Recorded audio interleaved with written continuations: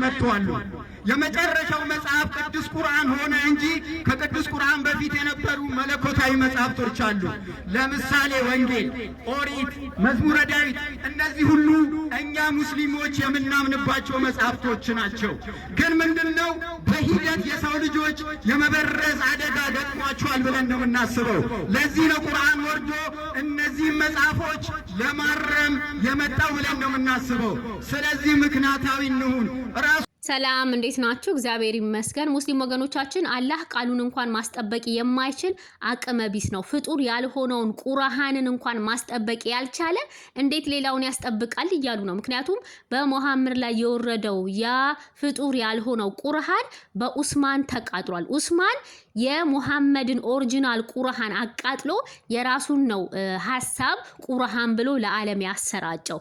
ቁርአን የፈጣሪ ቃል አይደለም። ታዲያ ያ የፈጣሪ ቃል ያልሆነው ቁርአን እንዴት ነው ሌሎቹን መመዘን የሚችለው? ምክንያቱም የፈጣሪ ቃል የሆነው በሙሐመድ ላይ የወረደው ቁርአን ኦሬዲ ተቃጥሏል።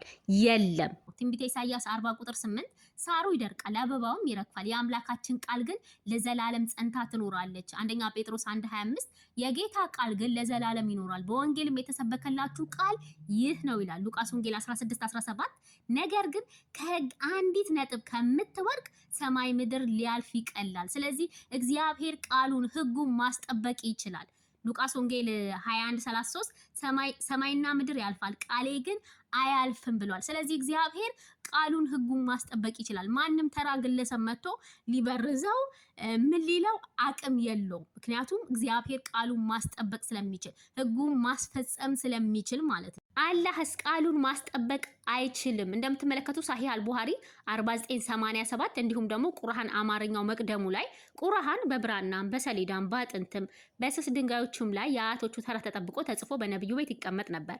ብዙዎች ምዕመኖች በቃላቸው አጥንተው ሲኖሩ ከነብዩ እርፈት በኋላ ሙሐመድ ቁርአን ወረደልኝ ባለ ሰዓት በተለያዩ ነገሮች ያጽፍ ነበረ። ያም ደግሞ ቤቱ ነበረ። እሱ ከሞተ በኋላ ሰሃቦቹ በአንድ ጥራዝ አደረጉት። ከዛ ዳግመኛ ከሊፋ ኡስማን በ25ኛው ዓመት ስደት ባነበበው ግጭት ስለተገኘ እንግዲህ መጀመሪያ የሰበሰቡት ኡስማን ግጭት አገኘበት። በአራት የቁርአን ሊቃውንት በተከናወነ ጉባኤ የቃላቱን አጻጻፍ ያለ ነጥብ ለየነባቡ ተስማሚ አድርገው በመጀመሪያ አወራረድ መሰረት የሱራውን ጠራ ጠብቀው ሰበሰቡ። ከሊፋውም በ5 ኮፒዎች አጽፎ አንዱን ለራሱ አስቀርቶ አራቱን ለመካና ለደማስቆ ለበስራ ለኩፋ ከተሞች ልኮ ማንኛውም ሰው ከዚህ ብቻ እንዲገለብጥ አድርጎ የቀረውን ስላቃጠለው ያ በሙሐመድ ላይ የወረደውን ቁርአን ምን አደረገው?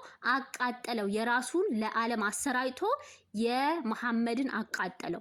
ሐዲሱ ላይ እንደምትመለከቱት ከሐፍሳ ላይ ኮፒ ኦሪጂናሉን አምጥቶ ነበረ። ኮፒ አርግቶ ለሐፍሳ መልሶላት ነበረ። የሐፍሳንም ማን አቃጠለው? መርዋን አቃጠለው። ያቃጠለው ለምንድነው?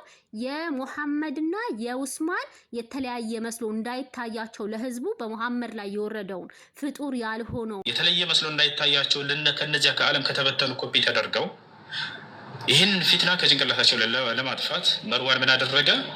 ከሐፍሳ አስመጣና አቃጠለው።